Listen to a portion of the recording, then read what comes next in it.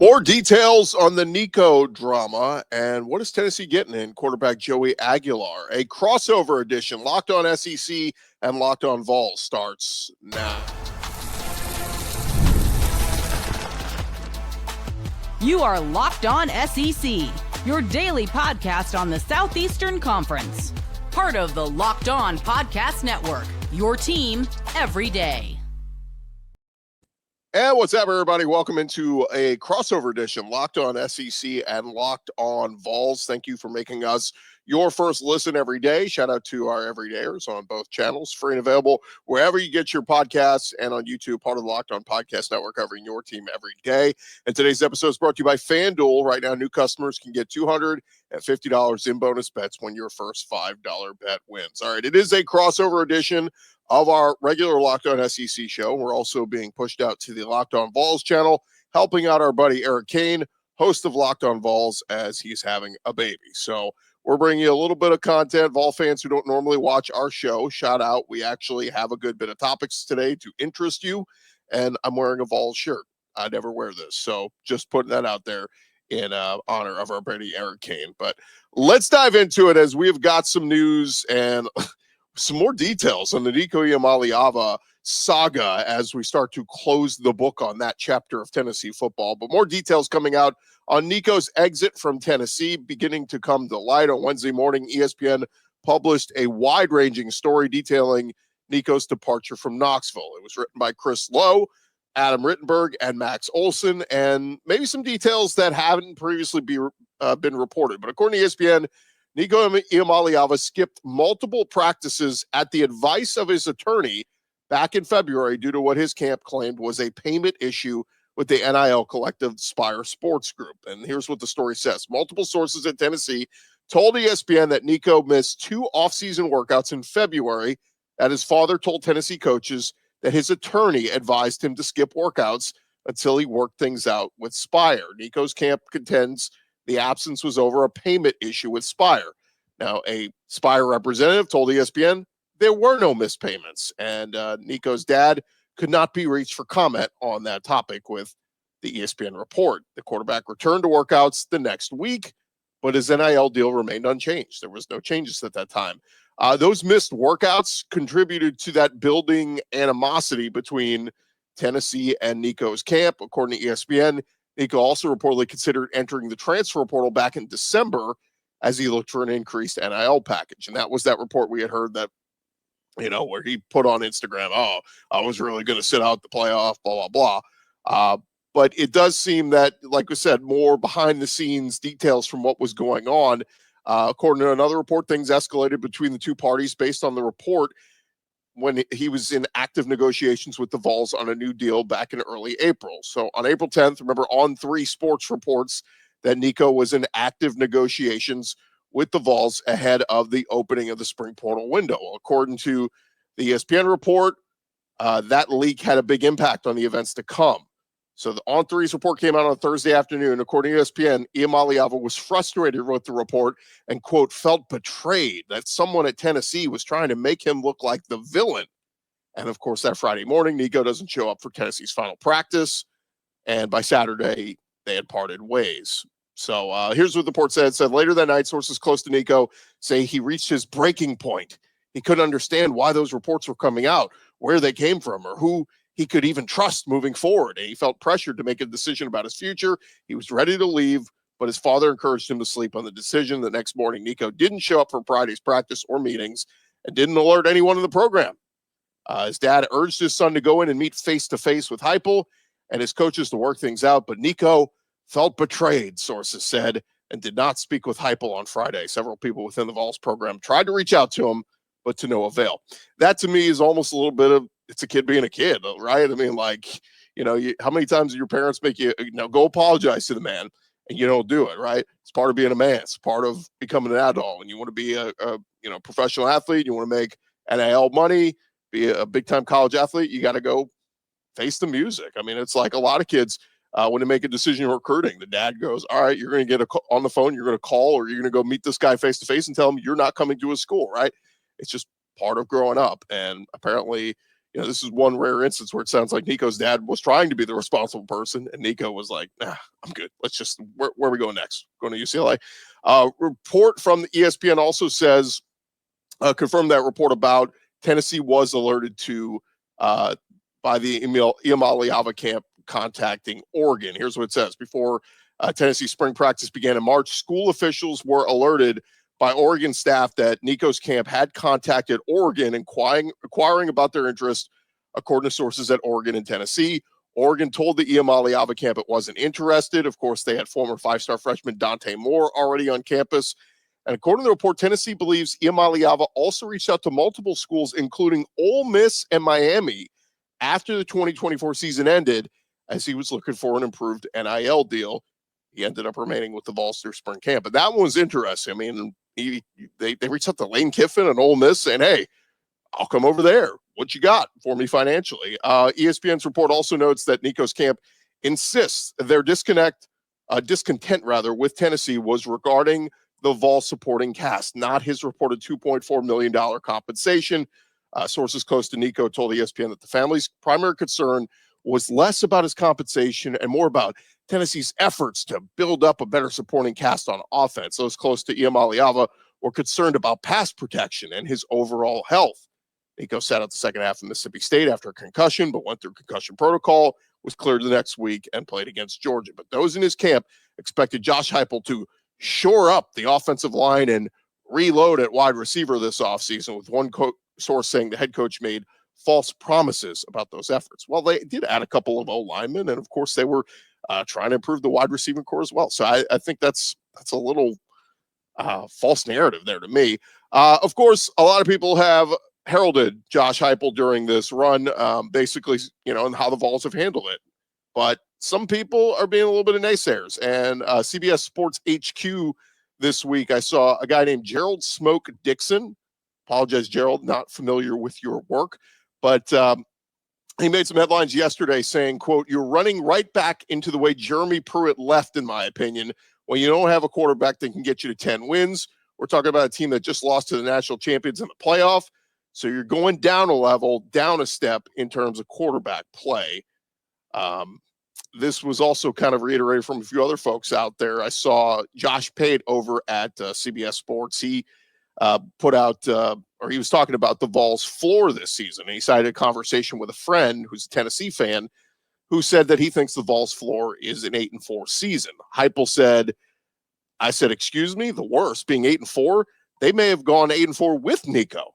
The worst, you don't know much about Tennessee football if you think the worst is 8-4. He said, you can criticize Josh Heupel or credit Josh Heupel, but you need to understand he pulled you out of the wilderness from where Tennessee had been in recent years. They were an afterthought for close to a decade and a half. But Pate goes on to say 8-4 is not the worst case scenario. I think their win total is 8.5 right now. So no, the worst case is like a Florida State implosion. He said, okay, probably not that bad, but the worst case is you miss a bowl game. That's the worst case, because with Nico or without Nico, you still had over 160 starts to replace on your offensive line.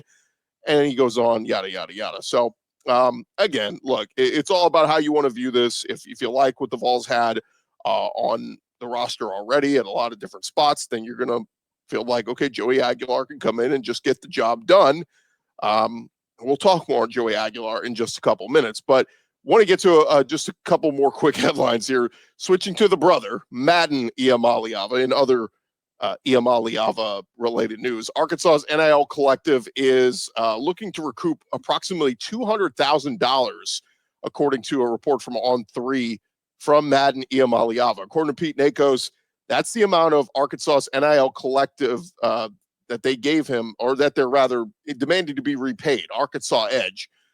In wake of Madden Iamaleava transferring out to UCLA after he just signed with them as a recruit, as a high school recruit. So Front Office Sports also reporting that Arkansas Edge has issued 2 demand letters as they seek to be repaid buyouts. But my question is, what was he paid? Like, was he just paid $200,000 and they're asking for that back?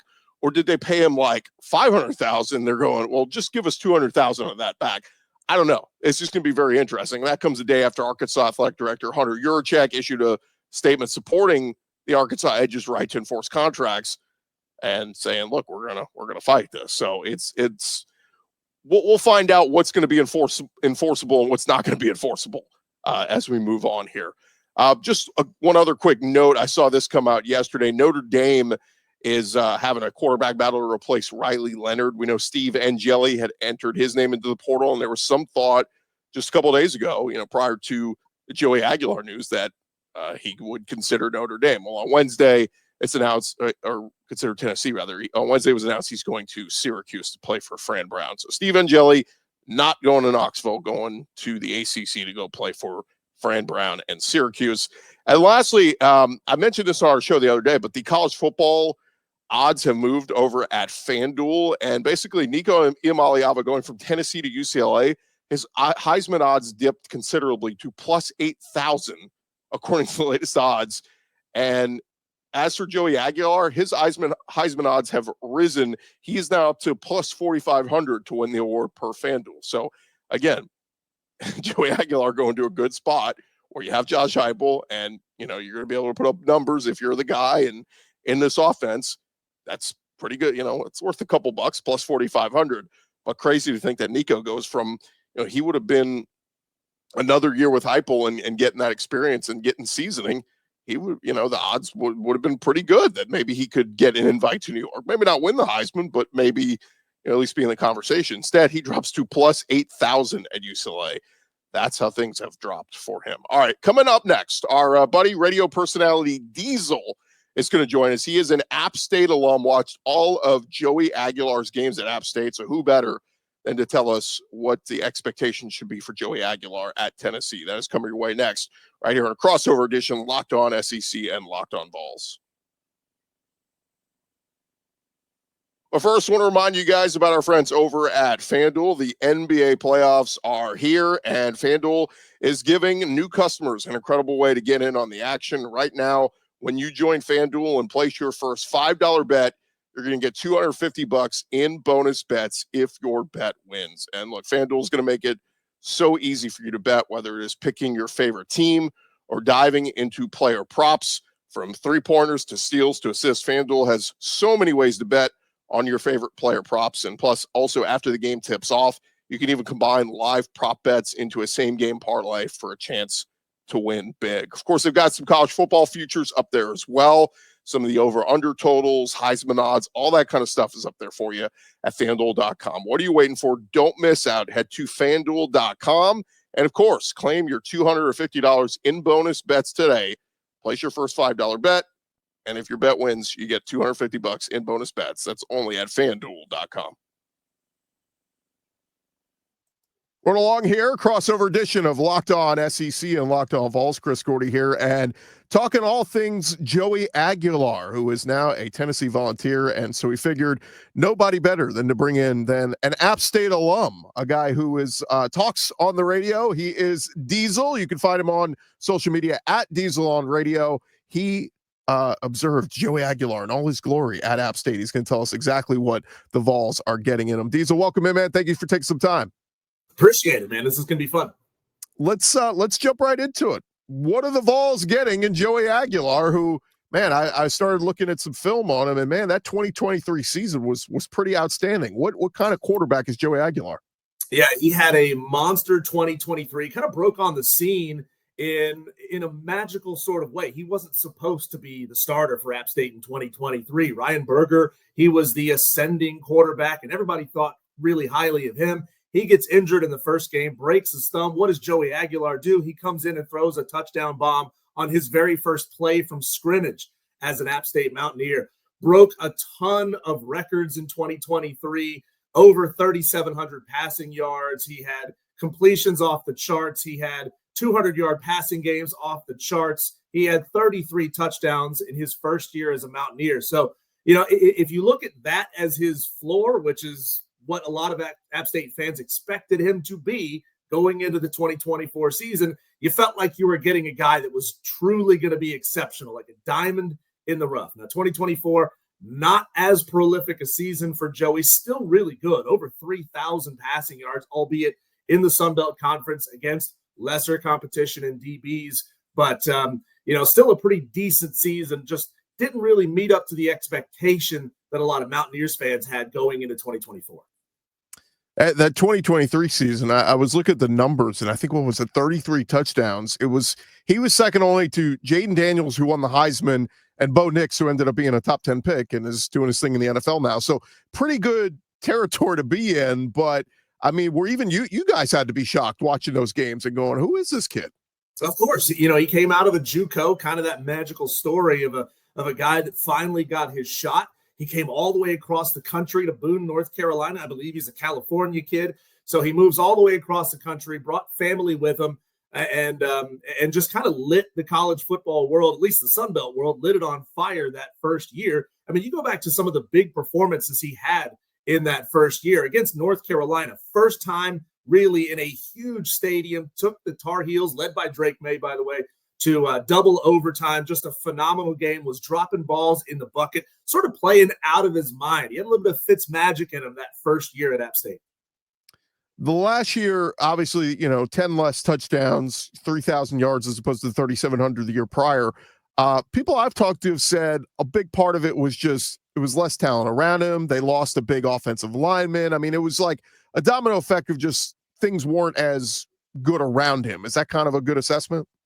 Yeah, I'd say. I mean, a lot of his talent, including Nate Noel, running back, who went off to Missouri to rejoin Eli Drinkwitz there at Missouri. He left, and he was a big-time pass catcher out of the backfield as well. Just a lot of experience left Joey after that 2023 season. And on top of that, you got to put a lot of stock into the fact that Sean Clark's regime as the head coach at App State was definitely failing. Things were falling through the cracks. Things were not as buttoned up as they should have been. The vibe around the program was a little sallow, a little different going into the 2024 season. So he definitely had a lot to overcome in that year, but that didn't mean the expectations weren't super high. I know a lot of App State fans, including myself, expected the 2024 season to be a year where they could potentially push for that one G5 playoff berth. People thought this team was going to be really, really good, and it only took about 4 plays from scrimmage against Clemson in the second game of that season to reveal to us, no, that was not going to be the case. Yeah, I remember going into that game, Dabo Swinney was so complimentary of Joey, talking about how special he was and, the records he was setting the year prior at App State and all that.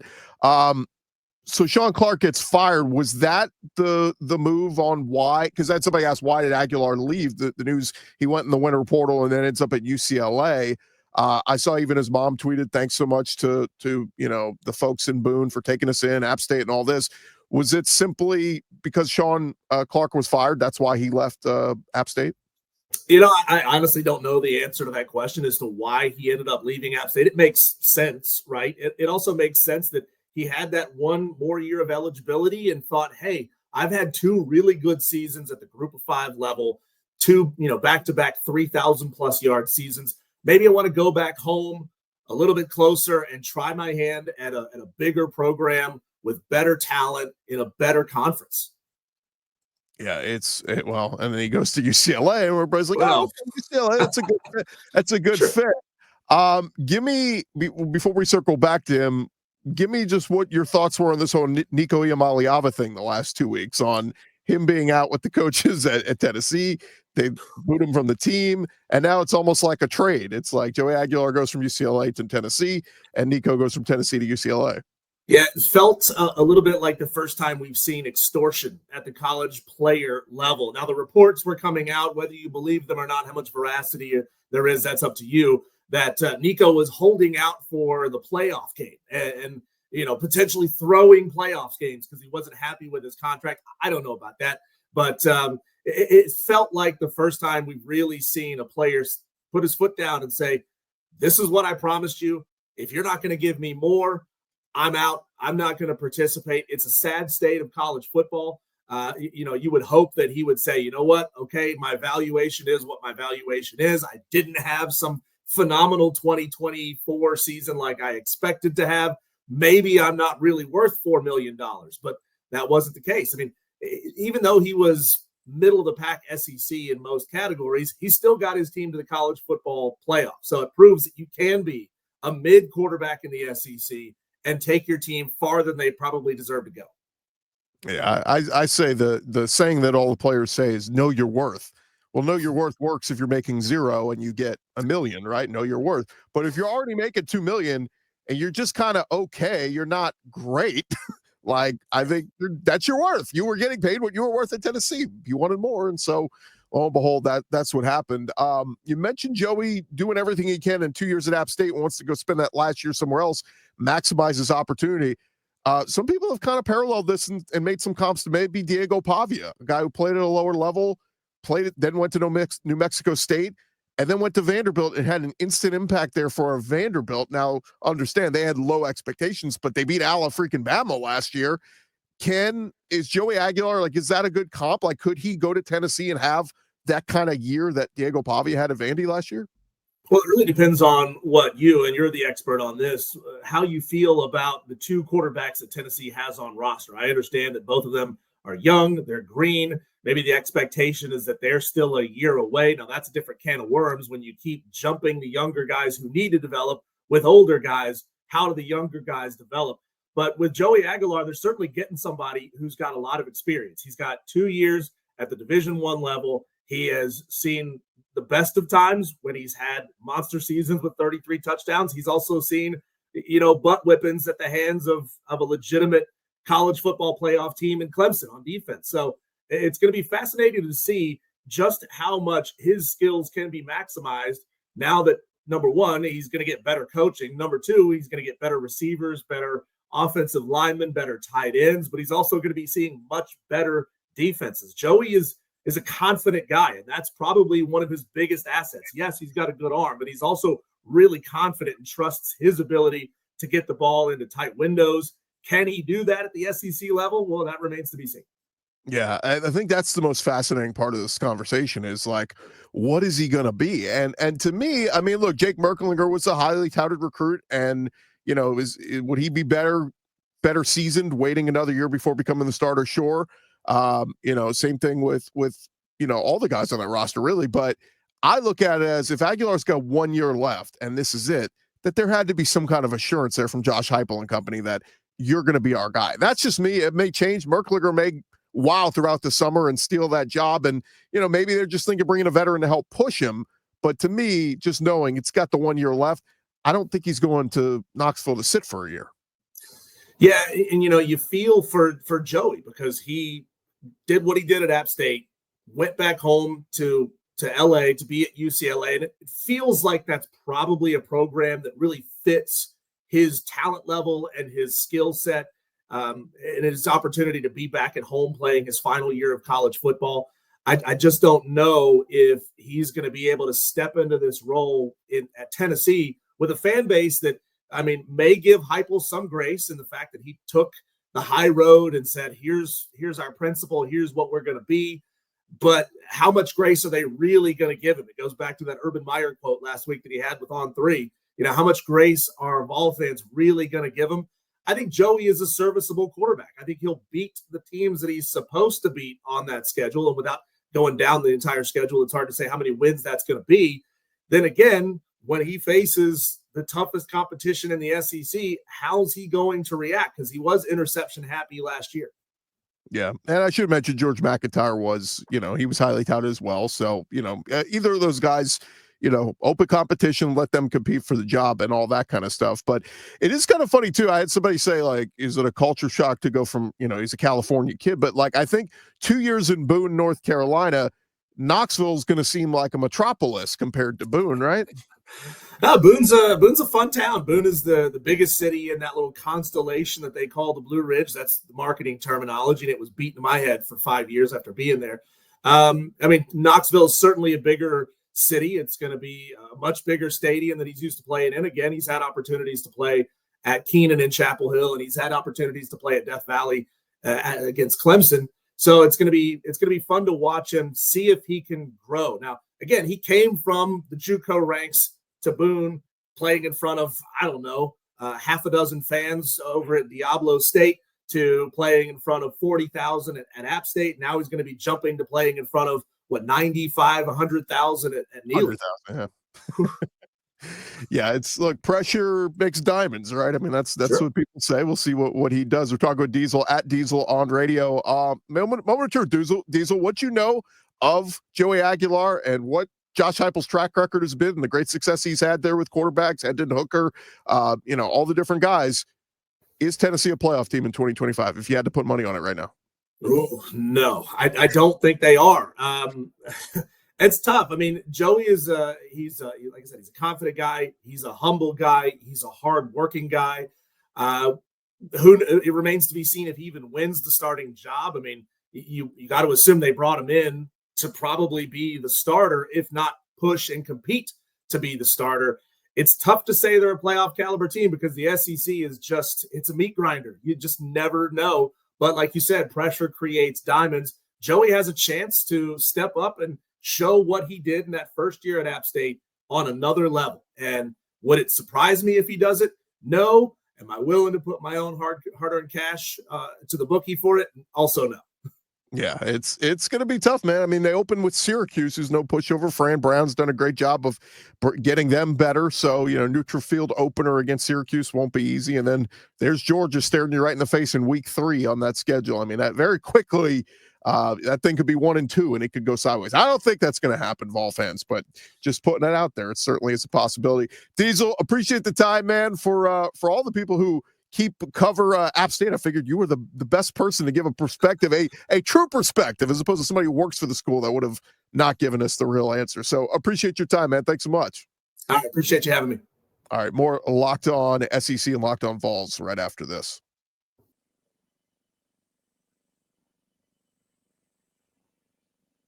Did you guys know your Fire TV is also an Xbox? Like, you could turn any TV into your gaming and entertainment hub with Fire TV Stick 4K devices. No console required. You just grab your paired controller, subscribe, or sign into Xbox Game Pass Ultimate with EA Play included, and you're ready to play. Dive into hundreds of premium titles from EA Sports' College Football 25 to Call of Duty Black Ops 6. As easily as you stream your favorite shows. It's gaming made simple, and it's all on your Fire TV. The latest technology gives you elevated playing. The Fire TV Stick 4K delivers smoother, more responsive gameplay with lightning fast speeds you need to stay competitive. And with the 4K streaming, when you watch more than 1.5 million movies and TV episodes from your favorite subscribe services like Netflix, Prime Video, Disney Plus, Max, and more. Play high-quality Xbox games at a fraction of the cost of a console. It is so easy to do. A Fire TV Stick 4K device is more affordable and easier to travel with, allowing you to take you or your kids' games wherever you plug in. Head to Amazon.com/Fire TV Locked On to get started. Xbox Game Pass Ultimate subscription and compatible controller required. Available on select devices, including Fire TV Stick 4K, Fire TV Stick 4K Max, and Fire TV Cube. Check them out today.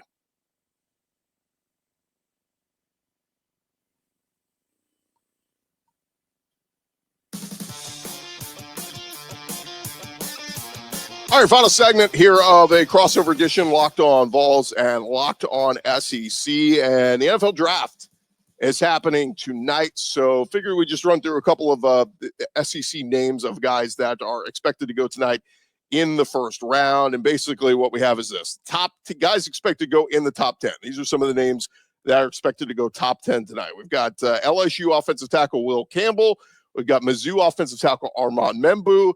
We got Texas offensive tackle Kelvin Banks. So basically 3 of the big tackles from across the SEC.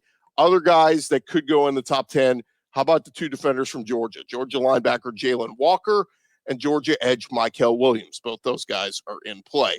As for the rest of the first round, these are just some of the names. Again, these are all expected to go in the first round tonight. You got Texas with a slew of guys. Texas wide receiver Matthew Golden. Texas corner Jahdae Barron. How about A&M edge Shamar Stewart? Ole Miss, you got defensive lineman Walter Nolan. Alabama linebacker Jihad Campbell, as well as Alabama guard Tyler Booker. You got Kentucky cornerback Max Hairston. South Carolina safety Nick Emenwari. Those are all guys that are all but, like, you look at the mock drafts, they're all but guaranteed, I guess you could say, to go tonight. Now, look, some guys could fall. Max Hairston could fall. Nick Emenwari could fall. How about 3 guys that are kind of on that bubble, like could be back end of the first, could fall to the second? In that group, you got Ole Miss quarterback Jackson Dart. You got Georgia safety Malachi Starks. You got Ole Miss DB Trey Amos. And, of course, Alabama quarterback Jalen Milroe. It feels to me like maybe Dart and Milrow will go right at the start of that day 2, when the second round starts. But who knows? Somebody could be quarterback desperate, and they could jump up to grab those guys. But look, we're doing a crossover edition with Locked On Vols. We got to mention some of the Tennessee guys. And look, first time in a while, feels like Tennessee doesn't have a guy expected to go in the first round tonight. So, or at least high. But James Pierce, remember, he was the guy a year ago that a lot of mock drafts had. I remember one a year ago at this time. I had him as like the number 1 pick. Had a nice season, but for whatever reason, Draftniks fell out on him, and so he is expected to be a second-round pick, a high second-round pick, but he's expected to go in the second round. Dylan Sampson, of course, the All-SEC running back, did his thing. He's expected second or third round is most of the draft experts on that. Again, I think Dylan Sampson is an absolute steal if he falls to the third round. Other guys, defensive tackle Omar Norman Lott, he's expected to go in the third round according to most experts. And then other guys who could go on day 2 or day 3, probably day 3 most likely, are the 2 wide receivers, Dante Thornton and Brew McCoy. And I was reading an article saying that one guy thinks Dante Thornton could be the steal of the draft, that his speed and everything, that you get him in, say, 5th, 6th, 7th round, that would be a steal. So Dante Thornton and Brew McCoy. Another one maybe teetering on, could be drafted, could not be drafted, is center Cooper Mays. Some people kind of wondering on him. And then you got a whole collection of guys from, Elijah Simmons, Spraggins, Bryson Eason, Keelan Peely, Omari Thomas, and John Campbell, all kind of collectively, where will they go? So that is kind of where we are, with the draft, but wish those guys the best of luck, and particularly all the first rounders tonight. And tomorrow's shows, we will recap how many SEC guys go in the first round. I don't think they'll make history, but I think it'll be right on par, pretty close to where the SEC has had guys going in the first round in recent years. All right, thank you guys for making Locked On SEC and Locked On Vols your first listen today. Appreciate Eric Kane for letting me sit in for him today. Hey, for your second listen, check out the Portal Show. Brian Smith has the latest rumors, portal entries, and signings. Be the most informed fan on the rapid changes to the college football landscape. Find the Portal on YouTube or wherever you listen to your podcast. I'm Chris Gordy. We'll talk to you guys tomorrow. Coming back and see us.